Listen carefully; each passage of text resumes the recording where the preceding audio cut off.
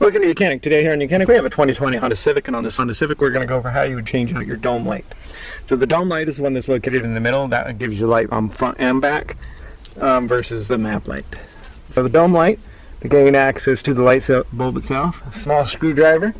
And if you look very closely, you'll see two little tabs.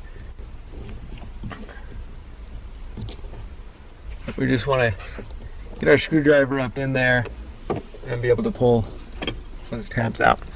Now we have access to the light bulb. Be able to pull it out. Be able to get a new light bulb to put in there. That light bulb there is a 175, so you just get a new 175 and be able to replace that light bulb. Take it, line it up, slide it in.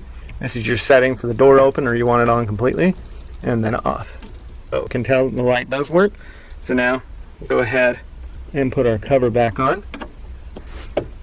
Just line it up and snap that up into place. And so that's how you would replace your dome light on your 2020 Honda Civic. Thanks for watching YOUCANIC, where you can be the mechanic.